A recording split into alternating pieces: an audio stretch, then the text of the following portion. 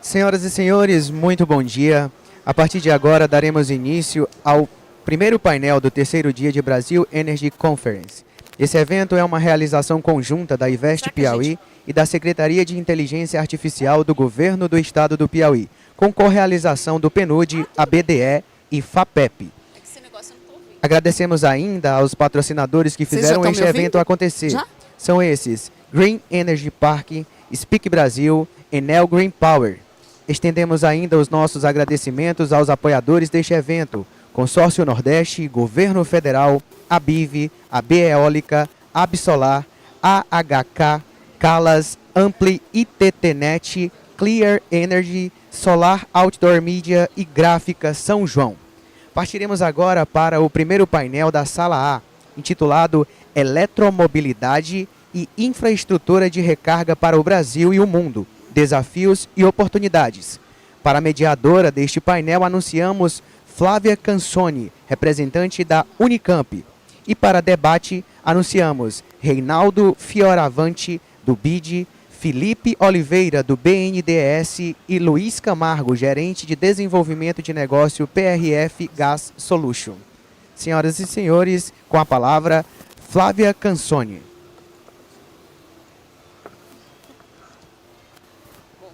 Bom dia, pessoal, bom dia a todos que estão aqui nos acompanhando, tanto no presencial, quanto em casa, no online. É um prazer enorme estar aqui com vocês nesse evento. Agradeço muito a organização pelo convite, parabenizo aí o Estado do Piauí por essa iniciativa que vocês já sabem, né, quem é aqui da região, que Piauí é um grande protagonista no tema das energias renováveis. E em eventos como esses, a gente está contando para o resto do Brasil, para vários pesquisadores que aqui estão presentes e levando ainda mais o protagonismo do Estado. Quero aqui agradecer aos nossos palestrantes dessa manhã. A gente está aqui acompanhado do Felipe Oliveira, do BNDES, que vai nos contar um pouco das ações do Estado nesse tema da eletrificação veicular, da infraestrutura. E a gente está acompanhado também do Luiz Camargo, que é da empresa PRF Gas Solution. Teríamos uma terceira pessoa aqui, um terceiro convidado, que é o Reinaldo Fioravante, do BID, o Banco Interamericano de Desenvolvimento, mas ele teve um imprevisto e não poderá estar conosco. Essa sessão, ela proposta aqui discutir o tema da eletrificação veicular e da sua infraestrutura. Eu não sei o tanto que vocês estão familiarizados com esse setor e certamente se vocês acompanharem essa tendência até o final de 2024 já estão desatualizados, porque é um tema que tem um protagonismo enorme. A eletrificação tem aí alcançado números impressionantes. Eu trabalho com esse tema desde início aí de 2010, 2012. Naquela época a gente olhava para o segmento da eletrificação veicular, falando em milhares de unidades de veículos elétricos. Nós passamos a marca de 1 milhão de veículos elétricos, aí eu estou falando de automóveis, em 2017. E no ano passado foram produzidos mais de 17 milhões de carros elétricos. A frota total hoje soma mais de 60 milhões.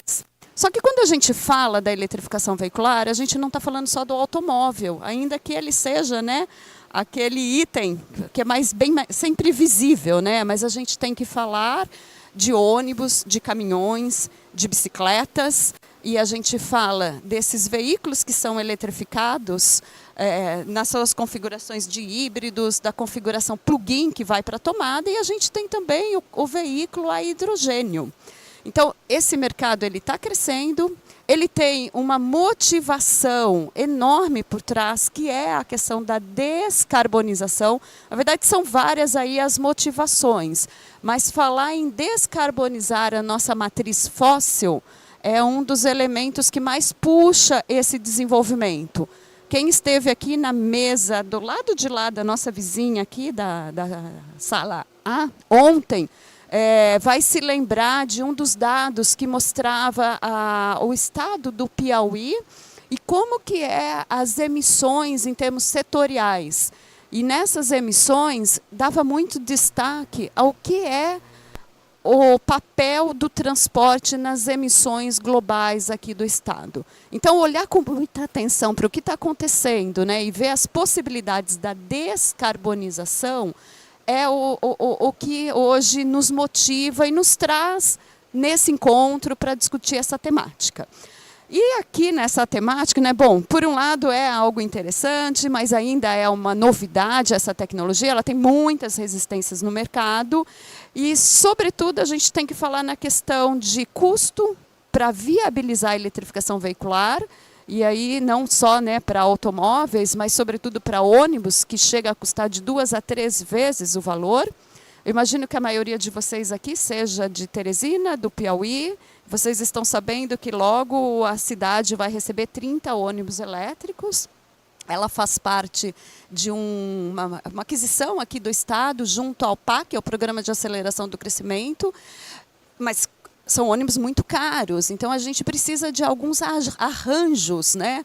Arranjos financeiros, orçamentários para viabilizar. E por isso a gente vai ter aqui a participação do BNDES contando um pouco dessa atuação. E um outro lado também de grande dificuldade é a parte da infraestrutura. Como que a gente viabiliza, né, essa infra de recarga, não apenas para os veículos que são eletrificados, mas também para os veículos a hidrogênio, que é uma tendência. Então, a gente vai ter o Luiz para nos contar um pouco mais sobre isso. Então, vamos já, né, passar aqui para os nossos convidados, e eu quero já passar a palavra para o Felipe, do BNDES, e eu vou aqui ler um pequeno currículo, né, para que vocês aí conheçam o Felipe Oliveira. O Felipe é arquiteto e urbanista, ele é mestre em engenharia de transporte com um MBA em finanças, trabalha com infraestrutura urbana, o que inclui saneamento, desenvolvimento urbano e transporte urbano, desde que ingressou no BNDES em 2008. E desde 2013 ele integra o Departamento de Mobilidade Urbana, onde atualmente é o gerente setorial de mobilidade urbana. Então, Felipe, muito obrigada aqui pela sua presença, sua participação. A palavra está com você para a sua apresentação. Bom dia. Eu sou o Felipe, trabalho no Departamento de Mobilidade Urbana, né? Então, vocês vão perceber que muito do que eu vou falar aqui na minha apresentação, a apresentação tá para botar aí, né? Vai ser relacionado a isso, mobilidade urbana, né? E mobilidade, principalmente o transporte público e, claro, ônibus, por conta disso. Eu vou fazer uma breve introdução aqui para vocês que não conhecem o BNDES e como a gente atua na mobilidade urbana, mas depois eu vou focar mais em ônibus mesmo, né?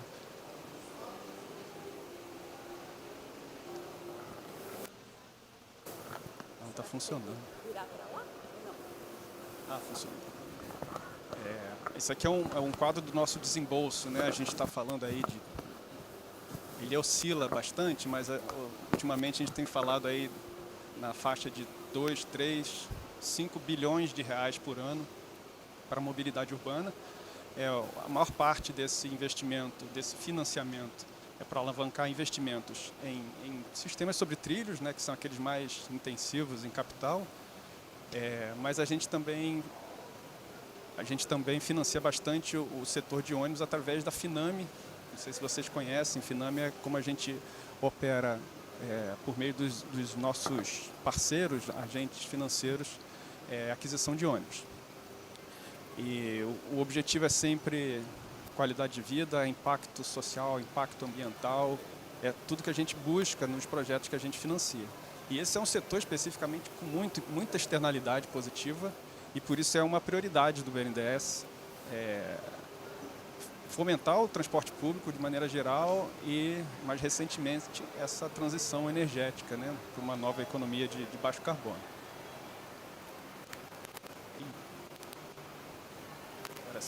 Aqui um pouco dos nossos clientes, né? Então vocês veem aqui clientes públicos, privados, concessionárias, um perfil diversificado, uma carteira de 34 bilhões de reais e nos últimos 5 anos a gente desembolsou 13 bilhões de reais. E aqui o nosso histórico de impacto também, a gente financiou nos últimos 25 anos, né, desde o ano 2000, 180 quilômetros de trilhos, Brasil afora, 105 quilômetros de BRT, 263 de ciclovia, os ônibus elétricos aqui, 1.700 ônibus elétricos, e assim como a Flávia falou, há um tempo atrás não se falava muito de carro elétrico, ônibus muito menos, né? Essa é uma onda mais recente, né? E ela é muito puxada, depois a gente vai ver com mais detalhe, ela é muito puxada pela agenda de São Paulo, né, que é a cidade que tem uma legislação e um arcabouço regulatório institucional mais firme para alavancar essa agenda. Então, de um tempo para cá, a gente falava que o Brasil tinha 50 ônibus elétricos, né, 20 ônibus elétricos, 100 ônibus elétricos. Hoje, os ônibus elétricos operando, a gente já está falando aí de 600 ônibus elétricos, só os elétricos a bateria, né? Tirando aqueles elétricos de trólebus que tem aquelas catenárias superiores. Então, é algo que está ainda nascendo, mas está se acelerando, né? É o que a gente tem observado agora. Isso aqui é um retrato do que a gente faz também com transporte sobre trilhos. Então, peguei aqui todos os sistemas de trilhos do Brasil. A gente tem um tipo de apoio para cada um deles, ou teve historicamente, e faltam 2 aqui para completar a cartela, né? Um é o metrô daqui de Teresina, né, que está faltando ainda, e o VLT de Santos, mas todos os outros o BNDES apoiou. Então, isso para dizer que o BNDES considera isso uma prioridade e que a gente apoia e tem ajudado a construir essa infraestrutura pública de transporte nas cidades. E esse aqui é o histórico também mais recente da nossa atuação com ônibus elétrico. Essa agenda é antiga, né, como a professora Flávia falou. O BNDES também fomenta há muito tempo atrás, a gente fomentava a indústria, desenvolvimento tecnológico, mas ainda a tecnologia não estava tão dominada e ela tinha várias incertezas, né, várias necessidades de aprimoramento. Até que com essa lei de São Paulo, que institui que zero emissão para os ônibus, os contratos de concessão em São Paulo passam a ter uma obrigatoriedade, um cronograma para a migração, o BNDES também consegue ajustar e justificar, fazer algumas alterações internas nas suas políticas operacionais para se preparar para esse movimento. E não só se preparar, mas para induzir esse movimento. Em 2019, a gente baixa as principais taxas do BNDES, o FINAME, o FINEM, o Fundo Clima. Então, todas as taxas baixas do BNDES são enquadráveis para ônibus elétrico a partir dessa data. E além disso, a gente cria uma política de conteúdo local. O que significa isso? Todo o recurso do BNDES que for para aquisição de máquinas e equipamentos, ele tem que ser usado em máquinas e equipamentos produzidos no Brasil. A gente não pode financiar bens importados, né? Então, a gente cria uma política de conteúdo nacional nesse sentido para induzir esses fabricantes a virem para o Brasil. Depois vocês vão ver mais para frente que essa política tem dado resultado e os fabricantes estão de fato vindo para o Brasil e muitos deles justificam isso por conta dos recursos do BNDES disponíveis para essas linhas. E como a gente está falando de um volume grande, né, um desafio maior de recurso e de mobilização de recursos, o BNDES também tomou a iniciativa de criar estruturas financeiras especializadas para atender esse novo mercado aí. Essa semente a gente plantou lá atrás, em 2019. E a primeira operação de ônibus que a gente conseguiu financiar foi só em 2023. Né, o mercado ainda estava batendo muita cabeça, né, as soluções não estavam aparecendo, era um custo muito alto, quem paga o quê. A partir do amadurecimento, né, de toda essa discussão, a gente conseguiu financiar a primeira aquisição, grande aquisição de ônibus, que são esses 1.300 ônibus em São Paulo, 2,5 bilhões de reais. E financiamos também o primeiro BRT elétrico do Brasil, também na Grande São Paulo, fica no ABC, se chama BRT ABC. Ele está ainda em fase de construção, mas ele contou com o recurso do BNDES, do Fundo Clima. E esse Fundo Clima, em 2024, a gente conseguiu, o governo federal conseguiu ampliar o volume de recursos, é um recurso muito barato, mais barato do que a taxa básica da economia. Atualmente, né, porque essas taxas oscilam, né, mas atualmente ela está mais barata do que a taxa básica e a gente conseguiu esse volume de recursos captado pelo governo federal, ele é alocado ao BNDES para financiar projetos desse tipo, né, com impacto sobre o clima. E atualmente a gente tem em andamento uma estruturação. Alô? Estão ouvindo, né?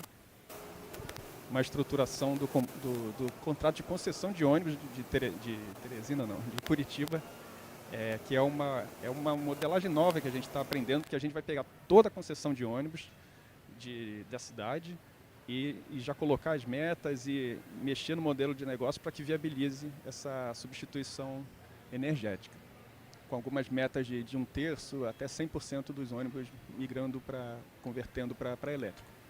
E tem o PAC também, né? O PAC, a professora já falou aqui sobre o PAC, ele não é só para ônibus, né? Mas ele tem ônibus também e tem ônibus elétricos, a gente financiou mais quase 400 ônibus para essa nova rodada. Então dá os 1.700 basicamente. Tem mais 10 ônibus aqui que não estão contando em Belém, mas dá 1.700 ônibus. Isso aqui é um pouco da política, acho que eu não preciso entrar no detalhe não, mas só para dizer como é que é essa política de conteúdo local. Normalmente um fabricante para vir para o Brasil e começar a produzir e poder contar com o uso do recurso do BNDES, ele tem um índice que a gente considera padrão, que é esse de 50% aqui. 50% dos insumos tem que ser produzidos no Brasil para ser considerado nacional. É claro que o fabricante vai falar, eu nunca vou conseguir chegar nesses índices, impossível. O mercado nem existe ainda, como é que eu já vou conseguir mobilizar toda uma cadeia, qualificar os fornecedores? Isso daí é algo que se constrói com o tempo, né? Então o que a gente fez? A gente fez uma flexibilização. No início, a primeira fase, ela tinha índices mais baixos, mas ele era obrigado a incrementar esses percentuais a cada ano, né, mais ou menos, até atingir o valor final a partir de 2029. E com isso você estimula esses fabricantes a trazer a fábrica para cá, a linha de produção para cá e começar a produzir. No início a gente tinha só a Eletra, que é brasileira, e produzia aqui no Brasil, produzia os trólebus, ônibus híbridos, e depois veio a BYD, que é chinesa. Por um tempo eram só essas duas, mas também não tinha volume, não tinha mercado para isso. Aí hoje a gente já tem a Mercedes-Benz produzindo aqui, já tem a Marco Polo, que nunca produziu ônibus, passou a produzir ônibus, ela fazia só carroceria, de olho nesse mercado interno e na exportação. E recentemente, esse ano, a Volkswagen começou a produzir o ônibus elétrico e precisa, no caso do BNDES, precisa comprovar que esse conteúdo é brasileiro para ser credenciado. Existem outras empresas que estão produzindo no Brasil, mas só essas que conseguiram atingir esses índices mínimos aqui.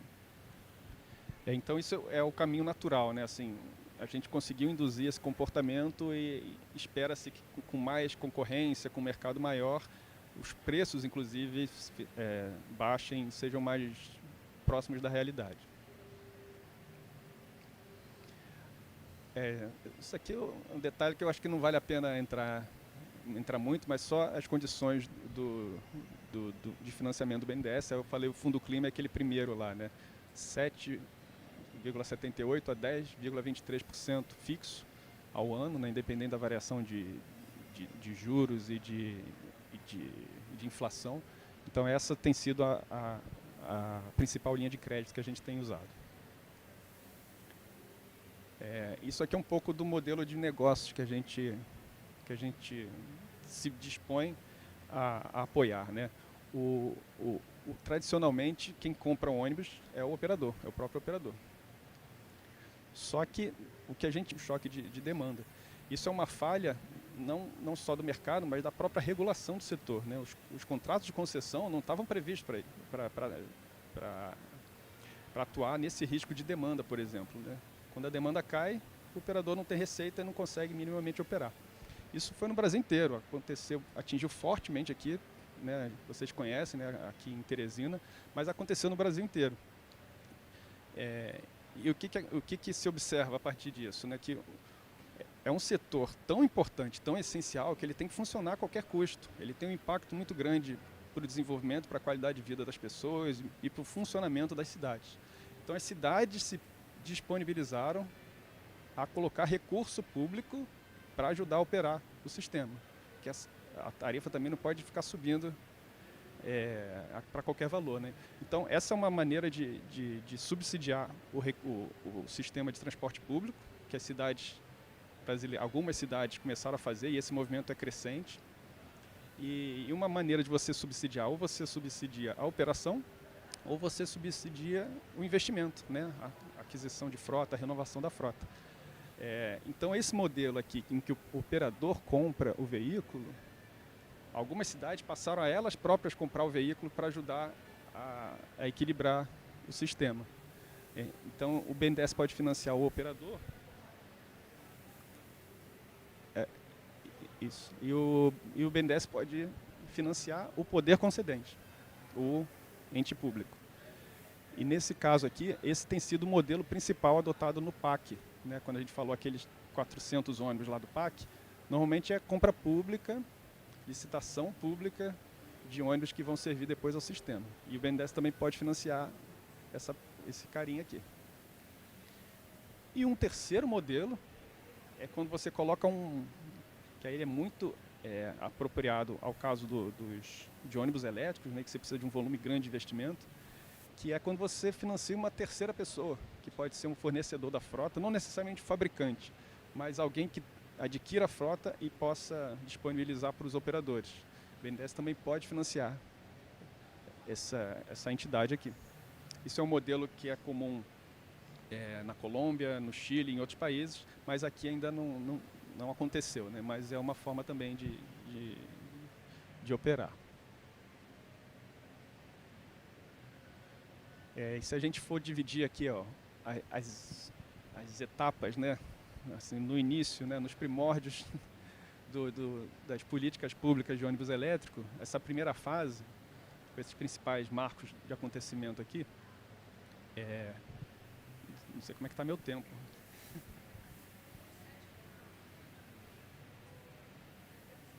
Faltam 7? Tá. Faltam 7 minutos. Vou até cronometrar aqui. Então, todas as iniciativas de ônibus elétricos dependiam das cidades. Eram as cidades que faziam sozinhas, assim como São Paulo fez, outras cidades tentaram fazer, Curitiba, Salvador. Bom, várias cidades fizeram pilotos, né? E esse momento era só a cidade por conta própria, você não tinha ajuda do governo federal.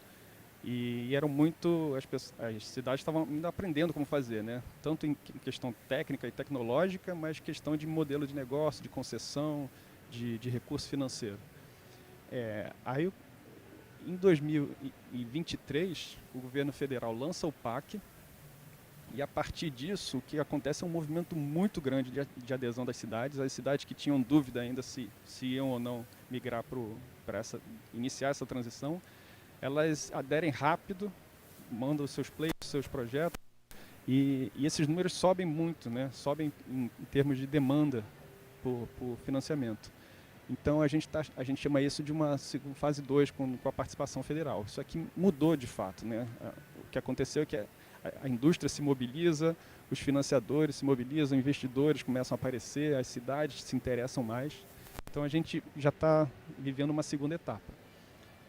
E baseado um pouco no nosso histórico como financiador, que a gente percebeu é que falta de planejamento, falta de solução financeira e o custo dos ônibus, isso tem sido um entrave para alavancar, né, toda essa agenda e essas metas ousadas aqui, né? A gente está falando de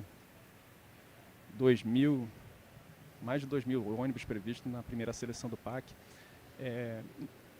Quando a gente fala aqui dos ônibus que estão vindo aqui para Teresina, né? São 30 ônibus, não é isso? Para isso funcionar, tem que ter uma infraestrutura de recarga, tem que ter um planejamento, tem que saber quem é o proprietário, quem vai receber, isso vai para o operador, quem vai operar é o público, é o privado.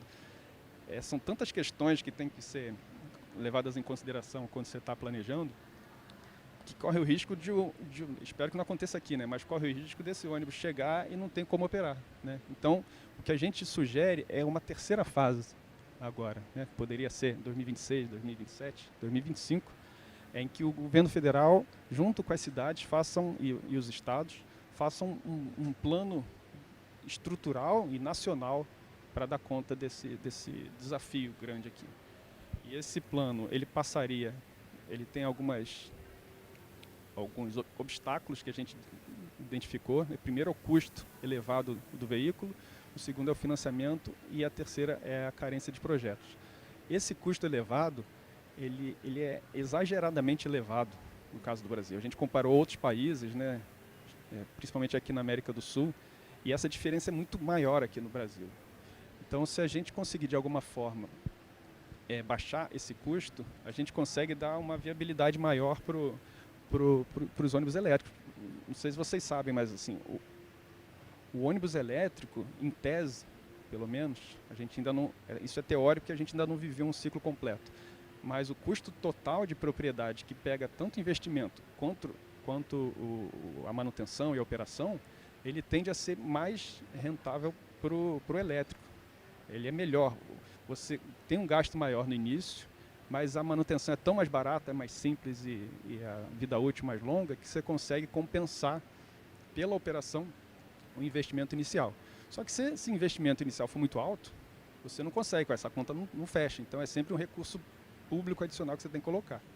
Então, se você de alguma forma conseguir baixar esse custo, você fecha a conta, né?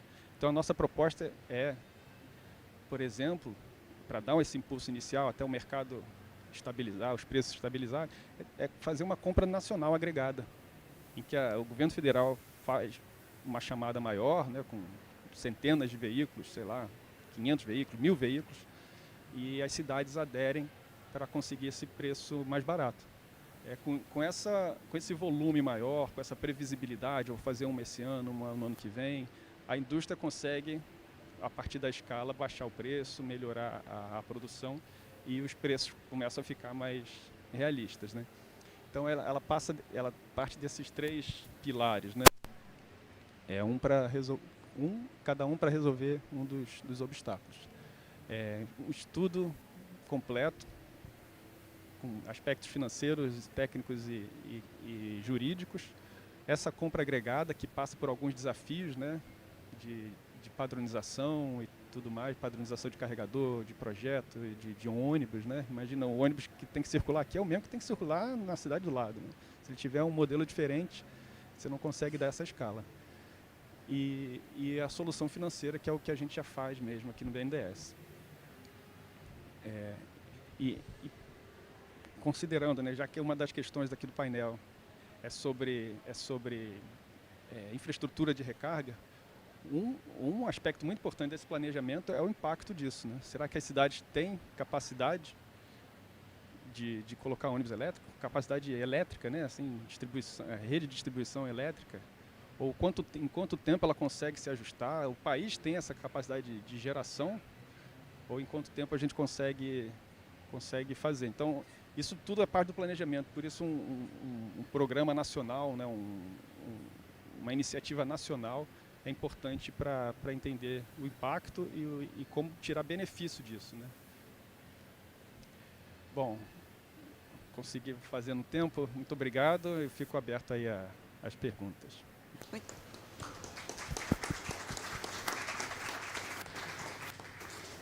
Muito obrigada, Felipe. faltavam 9 segundos para terminar o seu tempo, então foi excelente aí a sua fala. Eu acho que deixamos aqui, né, perguntas no ar. Eu esqueci de falar para vocês, mas agora a gente vai passar para a fala do Luiz e no final a gente vai abrir para as perguntas de vocês. Então já vamos aí anotar, porque eu já tenho várias aqui.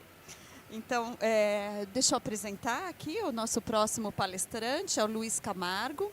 Ele é técnico em eletrônica, engenheiro eletrotécnico com MBA em gestão de negócios. Tem mais de 15 anos no mercado industrial, com experiência nas áreas de geração de energia, hidrogênio, biogás, biometano, gás natural, GNL. E atualmente é gerente de desenvolvimento de negócios na PRF.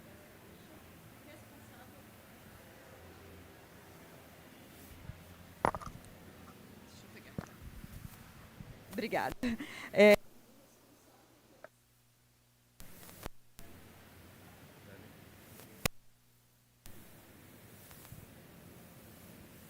Alô? Voltou, né? Tá. Bom, já estava terminando.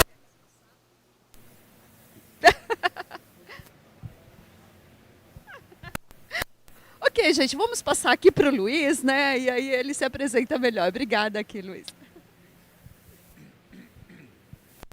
Bom dia, pessoal. Prazer conhecê-los aí. Obrigado por participar do painel, de estarem todos aí. Sexta-feira, nesse clima convidativo para dar um mergulho no rio e todo mundo aqui dentro assistindo palestra conosco aqui. Obrigado por estarem juntos. Eu vou fazer uma apresentação um pouco breve, diferente, não tão rica quanto o colega do BNDES fez aqui agora, mas algo mais voltado. A ideia era trazer algo mais voltado para a aplicação do que nós temos feito bastante na Europa, no mundo, no Brasil inclusive, de infraestrutura para mobilidade descarbonizada e tudo mais. É o pessoal, nós que usamos os recursos que o BNDES e as ferramentas que eles disponibilizam para poder trazer equipamentos e materiais e ajudar a essa migração para a mobilidade descarbonizada aqui no Brasil também, tá? Eu acho que vai ser legal eu começar. Eu acho que eu tenho um videozinho bem curtinho. Deixa eu só descobrir, pronto. Um vídeo bem curtinho que dá um overview. A lot has changed in the way we perceive energy, from the way we gather it to the way we actually use it. In all those steps, one thing matters the most. How can we make sure your energy gets to where it's supposed to be? And that's where PRF comes into play. PRF has been developing projects in several areas of the gas downstream sector, having already reached most of the continents, with subsidiaries in Spain, France, Angola, Mozambique, and Brazil, and headquarters in Portugal. Operating in the market for 30 years, PRF works in a partnership manner with its clients, building a strong, long-lasting, and beneficial bond for both parties.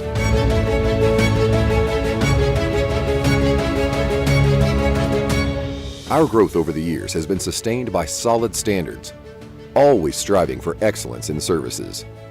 The recognized success achieved by our company relies on 5 pillars that sustain PRF growth: responsibility, solidity, the technological change drive, dedication to our clients, and an environmental responsibility sense.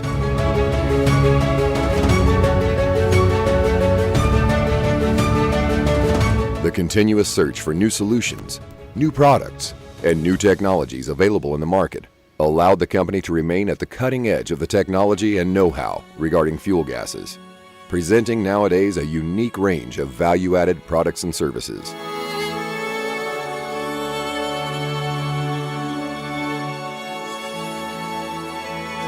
Our turnkey solutions cross all areas and include engineering and project design, regasification plants, refueling stations, LNG, CNG, renewable solutions, hydrogen and biogas, bunkering systems, support to gas distribution companies, gas regulation and metering stations, gas distribution networks, maintenance and assistance, metrology services, and Metro Mozambique. In the LPG sector, cylinders requalification, storage, bottling plants, distribution, Progas Angola. PRF is not only a service provider, but also a certified equipment manufacturer, bringing its own knowledge to the way people produce specific components and systems that can maximize the potential of each installation. PRF has developed an online platform, WebCop, capable of monitoring in real time the installations per client request, bringing downtime and technical support to a completely different level.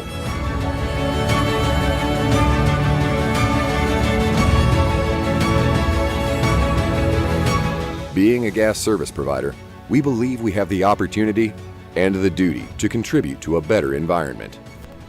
Each time our partners create new ways of bringing cleaner energy to life, we also create new ways of getting it to where it's really needed, to people. PRF. Move with us towards the future.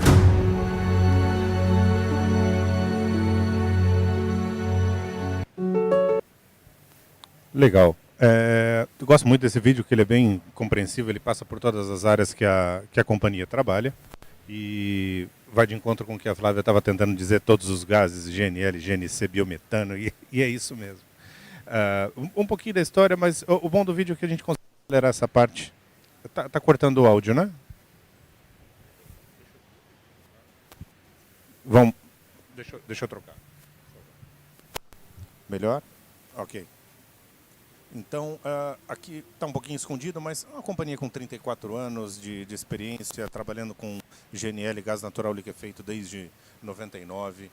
Viemos ao Brasil em 2005, os primeiros postos de gás natural a partir do GNL.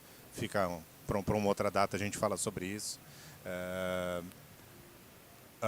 Presença africana também, pipelines virtuais para levar gás onde não existe. A gente atua bastante aqui no Brasil, como também na Ilha da Madeira, em Portugal e Europa, abastecimento de navios e a parte legal, que é o que a gente veio falar sobre isso, a parte do hidrogênio. Desde 21 que temos projetos implementados na Europa em diversas aplicações. É bem interessante, voltado para a infraestrutura, tá? E em 24 foi interessante que nós fizemos uma participação no Rally Dakar, mas eu falo disso também um pouquinho mais à frente. Então, onde nós estamos? Já inauguramos, inclusive, a nossa filial aqui no Brasil. Nesse ano, nasceu esse ano, embora já trabalhemos aqui desde 2005, a nossa filial nasceu no Rio de Janeiro nesse ano. Avançando um pouquinho, os países onde atuamos, onde já temos projetos, a gente está falando de mais de 400 projetos executados ao redor do mundo, e vamos em frente. E os clientes? Como podem ver, nós não comercializamos combustível, ou compramos ou consumimos. Nós fazemos a infraestrutura para quem tem combustível, o energético, possa distribuir, ou para quem quer consumir, tem a infra necessária para poder receber e usar. Então, no Brasil temos Eneva, Petrobras, o Grupo Linde, White Martins também, com quem já trabalhamos. Avançando, vamos passar nesses bullets aqui de uma maneirinha um pouquinho melhor. Toda a engenharia nós fazemos em casa, interessante, são portugueses, já falam a nossa língua e dá para dar até um pouquinho de risada com o sotaque, porque é divertidíssimo falar com eles. Avançando, eu vou passar bem brevemente, que isso não tem a ver com a mobilidade, mas tem a ver com hidrogênio, é bem interessante. Foi um dos primeiros projetos que fizemos que envolve a mistura de hidrogênio com gás natural, que não é uma coisa que ainda está disponível aqui em Teresina. A concessionária ainda está em desenvolvimento, mas em vários outros lugares que já tem uma rede de gás enterrada, você pode misturar hidrogênio para descarbonizar a matriz, a distribuição de gás na cidade. Então nós já fizemos uma unidade que trabalha aí com até 20% de hidrogênio em volume na mistura. Isso já está operando em alguns anos em Portugal. Então tem algumas imagens, é uma instalação pequena, né, para uma rede isolada. E aí tem outros projetos. Aí a gente já está falando esse de Rio Maior, eu fui visitar, ele já está pronto, aguardando a autorização para entrada em operação. A gente está falando de 1,5 MB de produção de hidrogênio, com eletrolisadores alcalinos, uma mistura de até 10% em volume na rede de transporte de gás de Portugal, da REN, que é a companhia energética nacional, e isso já vai entrar em operação em breve com distribuição nacional. Aí tem umas imagens que estão um pouco desatualizadas. Hoje eu já tenho essas fotos, depois eu posso partilhar elas aqui, bem melhor. Já com a instalação feita e pronta para entrar em operação. Outra unidade de mistura que foi feita, mas essa é mais uma curiosidade, foi um projeto de P&D que foi desenvolvido lá para alimentar, por exemplo, pode ser o caso de Teresina, não tem uma rede de gás urbana, mas você tem um fornecedor de GLP, de gás natural gás liquefeito de petróleo, que alimenta uma indústria, um forno alguma coisa. Aqui no caso era um forno de cerâmica para alta temperatura. Foi feito um misturador onde você injeta hidrogênio diretamente com o GLP, já na fase gás, e queima no forno, né, para substituir o GLP. Lembrando, não é para aumentar a eficiência, não é para tornar o processo mais barato, é para descarbonizar. Como o hidrogênio nasceu na Europa e como ele é usado até hoje, tá? Uma alternativa é para descarbonizar as operações. Ganhamos um prêmio por isso, tudo mais, e daquele projeto partiu para um maior. Não sei se já ouviram falar na IKEA. A IKEA é uma loja, uma rede de lojas europeia tremenda, e na Europa, como eles estão um pouco mais à frente, tem N outros subsídios que fomentam e facilitam e ajudam o pessoal a seguir o caminho da descarbonização.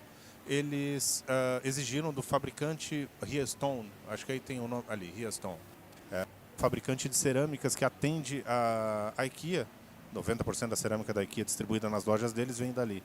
E falou, olha, preciso de um produto mais verde. E qual foi a solução?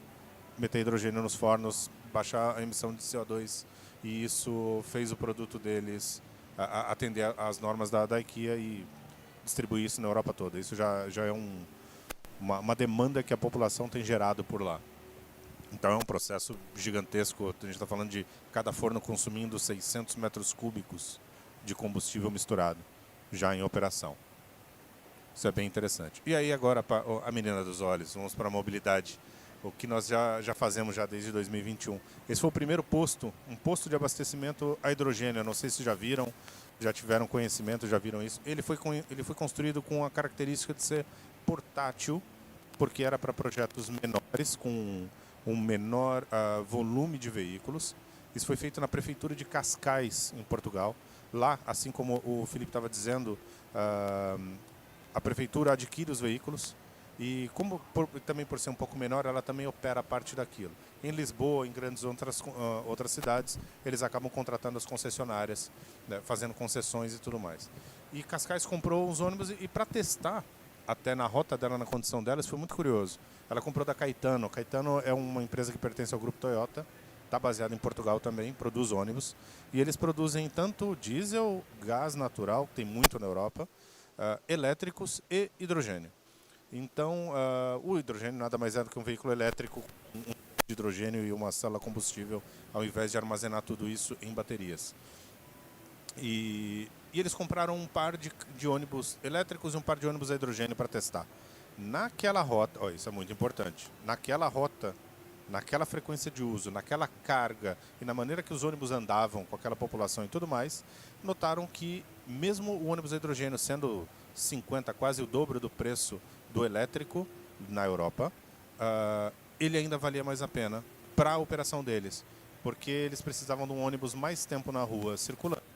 O hidrogênio conseguia garantir essa autonomia pelas condições que ele foi construído e ele tinha um tempo de recarga mais rápido. A gente está falando de minutos para abastecer um ônibus a hidrogênio e ele volta para a pista. O elétrico tinha um tempo, na época que foram feitos os testes, tinha um tempo mais estendido de abastecimento. Então eles teriam que ter... Foi até curioso, foi um cálculo que eles fizeram que para a rota, para a operação deles, eles precisariam ter 1,5 ônibus elétricos para cada ônibus a hidrogênio, quando se compara disponibilidade. Falando só de disponibilidade. Gente, sou defensor de todas as tecnologias e tenho certeza que o mundo vai ter diesel, gás natural, etanol, hidrogênio elétrico, vão ter todos, porque não dá para atender o mundo todo só com uma tecnologia. E aí ali decidiram. Então nós fizemos um posto portátil, ele é um container, essa caixa que vocês estão vendo, que tem toda a parte de compressão, armazenagem. Como foi um projeto inicial, não tinha produção de hidrogênio lá. Foi curioso, eles compravam hidrogênio do mercado, né, das grandes produtoras de gases do ar, Air Liquide, Linde, etc. Eles forneciam esse hidrogênio e nós fazíamos toda a parte de condicionamento para abastecer os veículos. Então, até em tempo, a Toyota estava procurando mais alguns postos de abastecimento na região para testes e levaram os Mirai. Foi a diversão da nossa equipe, que ficaram com o Mirai lá e com a obrigação de gastar o tanque dele todo para poder testar o posto cada vez mais. O que mais fizeram foi andar de Mirai para cima e para baixo.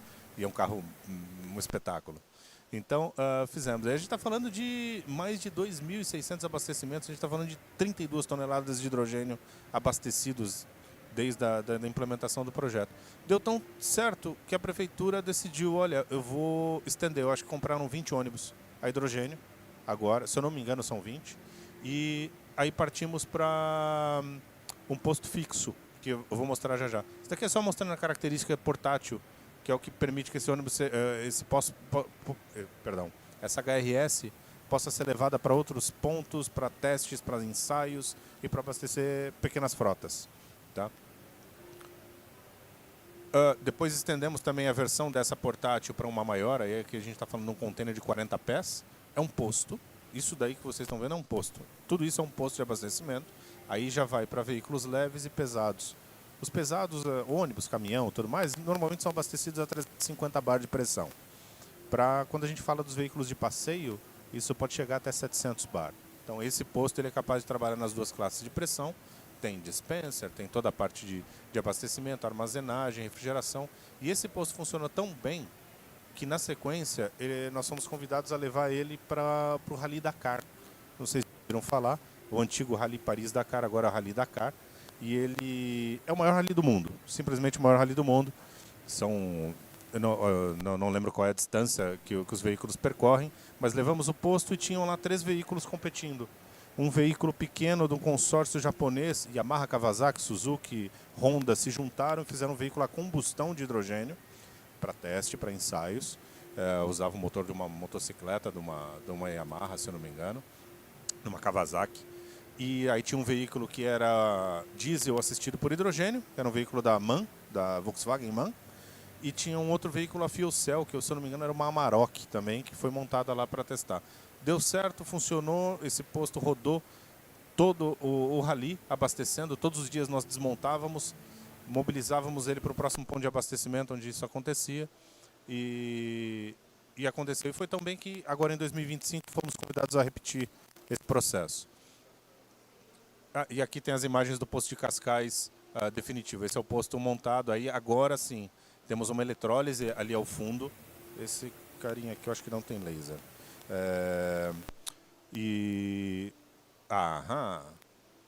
Aqui eu acho que dá para ver. Tem uma eletrólise aqui ao fundo. 2 eletrolisadores noruegueses, se eu não me engano, que foram instalados.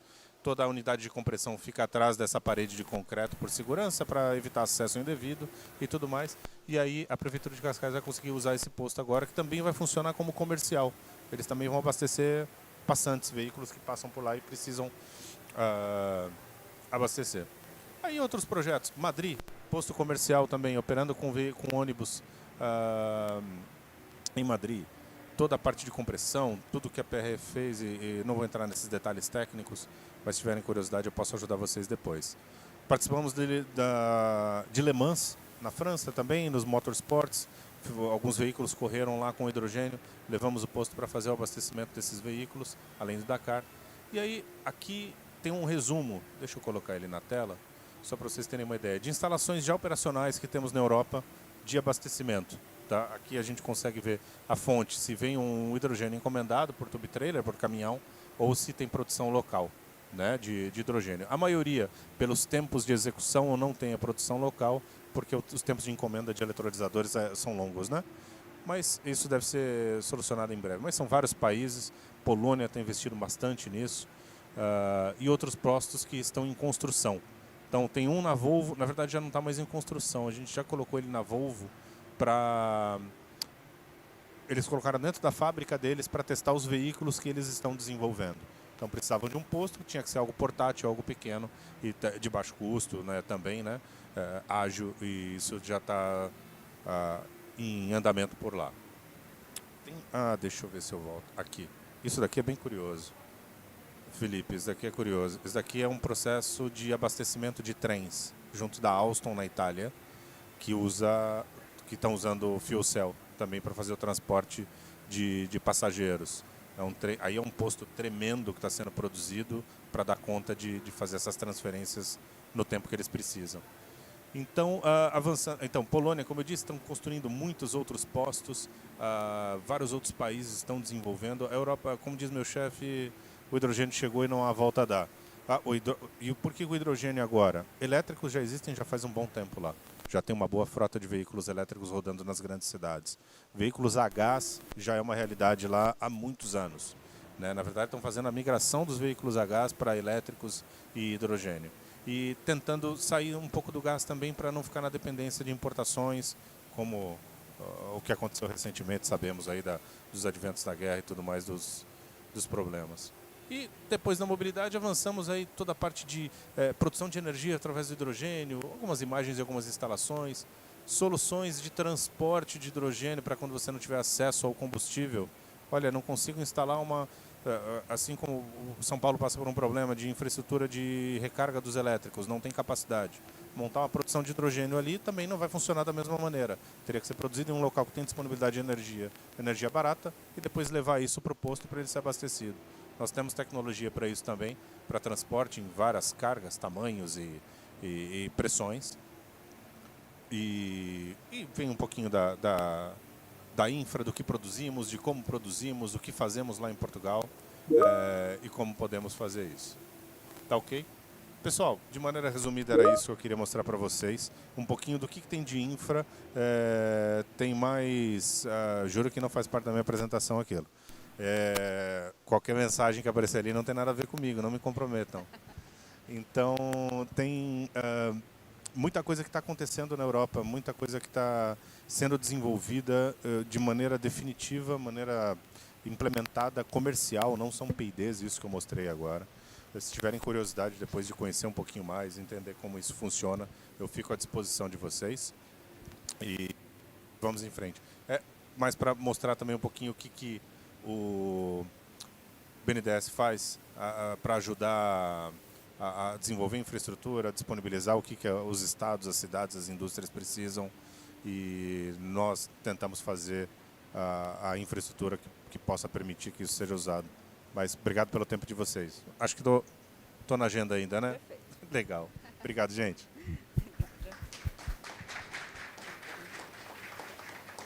Muito obrigada, Luiz. Foi bastante didática aqui a sua apresentação. Bom, pessoal, nós ainda temos mais de 20 minutos para a nossa conversa. Eu tenho aqui algumas questões para os nossos palestrantes, mas gostaria de dar a palavra primeiro para vocês. Se alguém quiser fazer alguma questão, levantar a mão aí que a gente já leva o microfone para vocês. Ok? Luciane Canha, professora na Federal de Santa Maria, que estará no painel amanhã. Alguém consegue levar o microfone para ela ou nós mesmos levamos? Felipe, você consegue entregar para a Luciane? Ok, obrigada. Bom dia, sou da Universidade Federal de Santa Maria e primeiro parabenizá-los pela apresentação. Eu cheguei mais tarde, cheguei ontem às 3 da madrugada aqui. Estava com você lá na Unicamp essa semana, assisti a tua palestra lá. Sim, Isso, na COP? Na COP, na Unicamp, desculpa, na COP, isso. No FRJ. Exato. E eu gostaria de perguntar para o palestrante que estava apresentando, desculpa porque eu cheguei depois, não sei se você falou isso.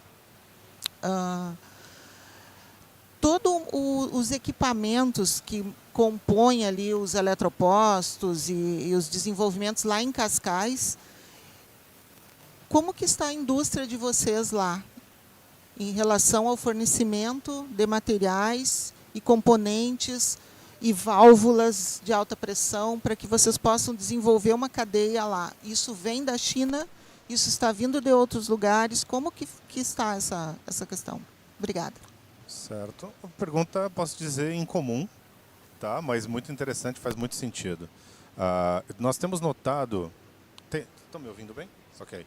Nós temos notado um aumento de demanda na Europa para instalações com hidrogênio, mas uma coisa assim brutal, sem precedentes.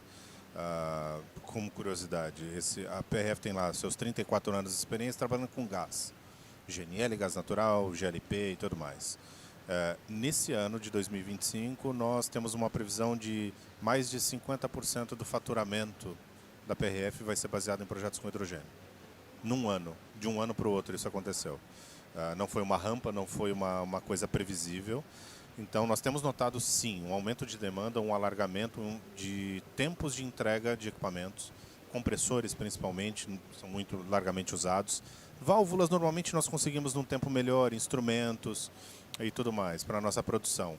Agora, compressores, que são uma parte muito importante, mais lenta de produção, cilindros de armazenagem e tudo mais, isso tem estendido bastante o tempo. Arrisco dizer, pelo menos 50% mais de tempo para serem produzidos, para eu poder receber esses materiais na minha fábrica para produzir. Então, os prazos estão se alargando, tem uma demanda, os custos desses materiais aumentaram bastante, né? Naturalmente, por conta da demanda, né? Aumentou a demanda, não tem produção suficiente, isso vai ficar caro. Isso tem acontecido bastante. Mas, normalmente, nós trabalhamos com equipamentos europeus, americanos, alguma coisa americana, boa parte dos equipamentos europeus, e não tem como fugir, tem boa parte também de soluções que vêm da Ásia. Mas depende muito da criticidade da solução. A PRF prefere ter o fornecedor ali bem ao pé dela, bem próximo, para a gente sempre ter estoque, sempre ter condições de prestar o serviço de operação e manutenção também, né? Não adianta só fornecer uma solução e depois abandonar e não conseguir fornecer um parafuso de reposição. Mas respondendo, sim, grande demanda, alargamento de prazos e preços. Obrigada. Ok, obrigada. Bom, Felipe, deixa eu colocar aqui uma questão para você. Foi interessante na sua apresentação quando você explora o envolvimento do BNDES com o financiamento dessas tecnologias ligadas à eletrificação. Lembrando, né, que tecnologias que são novas, tecnologias que são de ruptura, elas sempre trazem muitas incertezas e indefinições. Né? Como lidar com isso e como colocá-la no mercado. Eu gostaria que você explorasse um pouquinho mais dos aprendizados ao longo do tempo que o BNDES foi acumulando em financiar a eletrificação veicular. E você fala, né, em algum momento ali que você já está pensando, prospectando uma terceira fase. E aí, emendando uma segunda questão, na sua experiência dos projetos que vocês recebem, e olha, agora até o poder público também vem e recorre ao BNDES com financiamentos, né? Quais as principais gargalos, os principais problemas que vocês identificam nessas demandas, né, que podem emperrar o avanço da eletrificação veicular que vocês tenham identificado? Eu vou juntar as duas, né, para responder. Porque as duas perguntas eu acho que elas dão margem a muitas considerações. Assim, você disse bem, né, o mercado novo, né, muita gente desconhece, nós também desconhecemos, a gente chega ao ponto de desconhecer a própria tecnologia, né? Então, eu fico muito feliz de ouvir o Luiz, né, falando sobre hidrogênio, que também é uma forma da gente aprender um pouco mais, né, sobre as experiências internacionais, né, como é que os outros países estão conseguindo desenvolver setores como esse, e a gente passou por isso também com os elétricos, né? Existiu um momento que a gente tinha muitas trocas, né, com os fabricantes, com as universidades, com as cidades, e tinha muito mais dúvidas do que resposta, né? O nível eu acho que a gente está começando a ter um domínio melhor, o país, né, está começando a ter um domínio melhor sobre esse assunto, e isso se reflete nesses números, né? Isso só está acontecendo porque muitas das incertezas estão diminuindo. E o nosso trabalho como banco, né, é avaliar risco também, né? O risco financeiro, mas também o risco operacional. A gente não quer que os ônibus financiados pelo BNDES fiquem parados, né, nas garagens. Então a gente tenta ao máximo reduzir esses problemas. E esse tem sido o principal problema, tá? É o problema do planejamento, né? E quando a gente fala de planejamento, né, eu até passei rápido ali, mas tem uma listagem assim de quase que um checklist para a gente fazer quando a gente está financiando, né? A gente, como banco de desenvolvimento, a gente está muito preocupado com o impacto, né, com o mérito desses projetos. Então a gente passa, por exemplo, por dimensionamento correto dos veículos, né? Qual é a carga da bateria, em quanto tempo se carrega uma bateria, porque isso tem impacto na operação, o tempo que o veículo vai estar na garagem, vai estar circulando. Isso tem impacto na quantidade de veículos. Se tiver todo mundo na garagem, você precisa ter mais veículos. Aí isso impacta no preço e no financiamento. Aí o financiamento tem impacto, se for uma aquisição pública, impacto no espaço fiscal do ente. Então, é um conjunto tão grande de informações, né, que a gente tem que ter, que as cidades ainda não estão preparadas para isso, né? Essa questão que está acontecendo em São Paulo, né, e São Paulo com todo o recurso que tem, recurso, capacidade também histórico de trabalhar nesse setor, eles estão com essa dificuldade. E é um impacto que já estava meio que previsto, né, que é essa dificuldade de adaptar a rede elétrica para os carregadores e os veículos. Então, se isso tivesse sido feito lá atrás, lá em 2019, né, muita coisa teria sido evitada agora, né? Mas também, lá em 2019, a empresa de distribuição falou, vou ampliar para quê? Não tem demanda, vocês estão aí há tantos anos querendo botar elétrico, não tem elétrico, para que eu vou fazer isso? Quem vai pagar esse investimento? Então é meio que o cachorro correndo atrás do rabo, né? E a gente observou que por muito tempo essa engrenagem ficou travada, né? Assim, um dependendo de uma ação que o outro tomava. A indústria não faz porque não tem demanda, demanda não faz porque não tem tecnologia, tecnologia não avança porque não tem demanda, não tem indústria, e ficava correndo atrás do círculo, né? E aí a gente, como BNDES, a gente falou, não, vamos entrar, vamos tentar quebrar o círculo aqui, porque talvez por aqui a gente consiga destravar essa engrenagem. E é muito do que a gente está fazendo, né? Assim, a gente está assumindo um risco normalmente mais alto do que a gente consegue, teoricamente deveria conseguir, mas com esse objetivo final, né?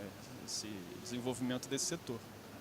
E eu não tenho dúvida de que a gente vai passar por isso no hidrogênio, vai passar por isso em outras tecnologias que virão por aí. E a gente tenta sempre avaliar de forma conjunta, né? Então, assim, existe o hidrogênio, existe o gás, existe o elétrico, a bateria. Como é que elas convivem? É até uma pergunta que eu posso fazer para o Luiz depois, quando tiver um espaço. É sobre isso, assim, a gente tem ouvido que elas são tecnologias complementares, né? Cada um com suas vantagens e desvantagens. E eu tenho escutado muito que para ônibus urbano, né, nas nossas grandes cidades, meio que a bateria parece que é a solução, principalmente para essas rotas mais demandantes, né? E o hidrogênio seria para rotas mais longas, né, onde você precisa de mais autonomia. Então, até esse tipo de dúvida a gente tem que tentar tirar para quando a gente está financiando o projeto, para ver se a gente está financiando uma tecnologia adequada para aquela questão, né? Mas é isso, não sei se eu respondi a pergunta, mas Ótimo. Muito bom. é mais filosófica até. Abrindo aqui, alguém tem alguma questão? Bom, então, uma perguntinha para você. Voltou, né? Estão me ouvindo. Sumiu. Gente, é um complô aí contra a eletricidade, né? Bom, vamos lá. Luiz, então como que vocês estão olhando para a questão do hidrogênio verde nas operações? E eu acho que eu tenho uma questão também, uma segunda questão, muito em linha ao que o Felipe acabou de comentar. Em que pé estamos na questão do hidrogênio para transporte, né? A gente sabe que o Mirai mesmo é um veículo aí que já tem décadas no mercado, mas ainda tem um custo bastante elevado, um custo muito elevado da gente levar a infraestrutura de hidrogênio, mais ainda do que para a parte de elétrico, né? Será que vocês estão olhando para algum segmento em específico? E aí também acho que a parte de pesados, onde há uma dificuldade maior de eletrificar os caminhões? Certo. Boa pergunta. Muito boa pergunta. Não me coloquem em maus lençóis, hein? Só perguntas que eu consiga responder, por favor. Vamos lá, brincadeira à parte. Hidrogênio verde é a bola da vez em muitos lugares. É um dos temas desse evento, inclusive, né? Temos aí participação da Solatio, da GAP desenvolvendo, e eu vejo que aqui em Teresina tem grande chance de ter... Grandes chances não, pelo que eu entendi, vai ter. Como diz meu chefe outra vez, o hidrogênio está aí, não tem volta a dar. E eu acho que até 28 temos alguma produção de hidrogênio aqui. 28 não, 26. Já temos alguma produção de hidrogênio aqui. Um dos maiores, quando o hidrogênio, independente da cor dele, né, mas o verde sim tem um desafio por questão de custos, né, de produção. A produção de hidrogênio no mundo é antiga, usamos aí fósseis, a reforma de metano ou qualquer outro tipo de função. Já é bem conhecida a produção desse hidrogênio. Agora, quando a gente fala do verde, que é usando a energia renovável, com zero inserção de pegada de carbono na atmosfera para a produção desse energético, a gente fala de um incremento de custos. Né? Que se fosse barato já teria sido feito antes, né? Não foi feito antes porque era mais barata de fazer. Assim, e é da mesma maneira que a gente já viu há muito tempo atrás. Antigamente era óleo combustível para todo lado porque era mais econômico. Aí vem um diesel refinado, aí depois vem uma gasolina, vem um etanol, vem um gás natural. Os preços só foram subindo. Por quê? Porque são combustíveis que dão um pouco mais de trabalho de gerenciar, logística, produção, cuidados adicionais que você tem que ter. E tudo mais, né? Então eu imagino que nesse momento a gente tem um hidrogênio verde com um custo mais alto de produção, um custo mais alto de logística, mas eu imagino que em breve, com o fomento, com demanda aumentada, a tecnologia vai atingindo maturidade e a gente vai começar a ter uma produção mais econômica, equipamentos mais baratos, equipamentos produzidos em maior volume, plantas de produção em maior escala, e se atinge o sweet spot para a produção do energético. Aí quando a gente fala da infraestrutura, a infraestrutura é a mesma independente da origem do combustível, né? Independente do tipo de hidrogênio que vai ser usado. O que muda realmente é você ter acesso à infra de abastecimento para algumas aplicações, por exemplo, para pesados, que é onde normalmente nós atendemos. Eu vejo uma infraestrutura mais econômica, né, para você. É mais barato você para fazer uma infraestrutura para abastecer veículos pesados, porque eles trabalham com pressões menores, do que para fazer para veículos leves. E outra, o veículo leve ele é de uso pessoal, né? Então a pessoa, o ser humano ali tem que ter a necessidade, a demanda e querer um veículo daquele. Na indústria, você já tem várias outras coisas que ajudam a indústria a decidir por trabalhar com um elétrico, que naturalmente é um veículo mais caro, ou para trabalhar com um veículo a hidrogênio, que sabemos que é um pouco mais caro ainda. A indústria ela tira proveito disso, de descarbonizar um produto dela, descarbonizar, colocar um selo verde em alguns produtos, conseguir cobrar um premium price, um preço um pouquinho mais elevado daquele produto dela, porque foi produzido com menos emissão de carbono. Né? Na Europa isso sim acontece fácil, lá paga-se, sei lá, acho que são 100 euros a tonelada de carbono emitida. Né? Então quando você tira isso do seu imposto, só que paga um pouco mais no combustível. Né? Então são balanças, né? vai se encontrando o balanceamento disso. Eu vejo num futuro breve mais e mais aplicações com mobilidade pesada, seja urbana, seja de carga, e também no que você disse, em aplicações onde você precisa de range ou disponibilidade de veículo.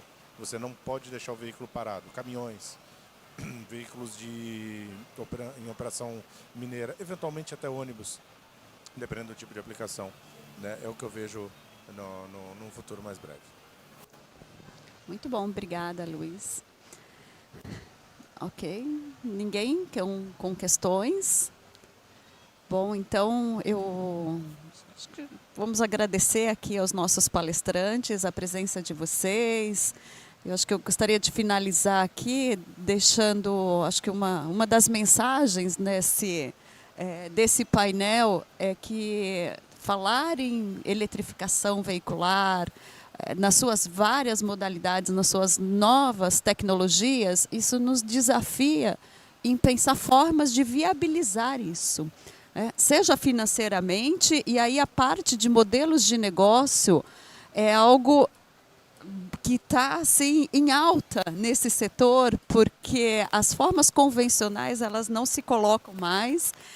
Felipe falava sobre isso, para a gente colocar ônibus em cidades, não é mais aquele modelo convencional que é o operador, que ele é o proprietário, que ele opera. Hoje em dia você tem uma série de outros atores que participam, do poder público mesmo aqui em Teresina, e a gente vai torcer para dar tudo certo, né? Porque a cidade ela fez esse compromisso, declarou o interesse nesses 30 ônibus. E neste momento está ocorrendo estudos de como que a gente viabiliza isso na cidade de Teresina, quais as rotas são mais adequadas, como que a gente vai alimentar esses ônibus, qual vai ser a infraestrutura, onde que estarão, né, toda essa parte da infraestrutura, vai ser diretamente com o setor de energia, ou a gente vai trabalhar com baterias estacionárias, enfim, são tantas ainda as dúvidas, né, em busca aí de respostas, né? E sem falar da questão de se fechar a conta.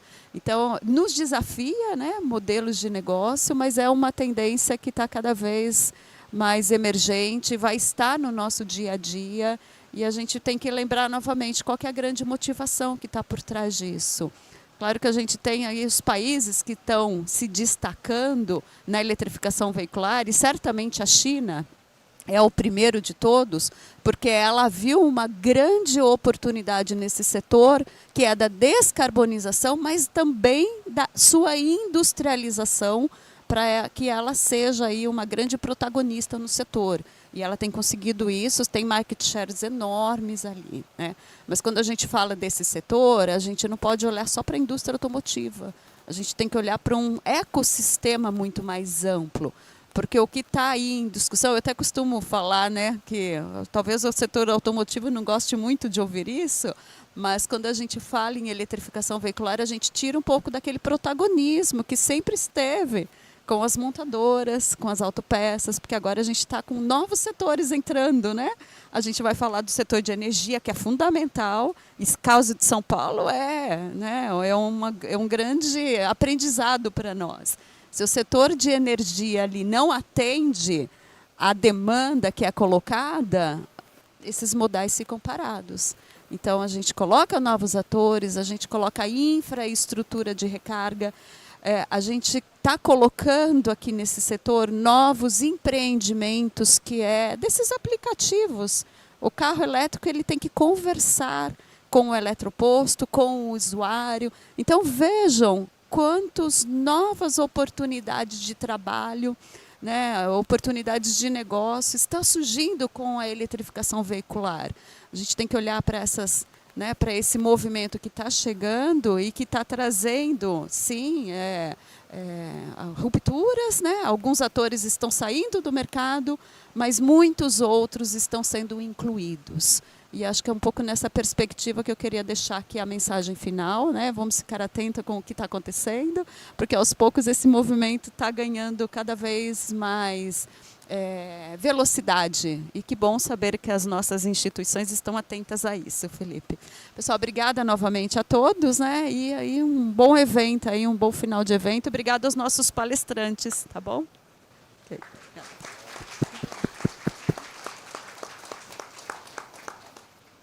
E terminamos no horário. É isso, perfeito. Muito bom, Luiz, ótimo, adorei conhecer, viu, a sua... Estava ontem olhando toda a sua apresentação, não conhecia. Senhoras e senhores, agradecemos a presença de todos. A partir de agora daremos um intervalo para almoço e às 14 horas estaremos de volta com mais um painel.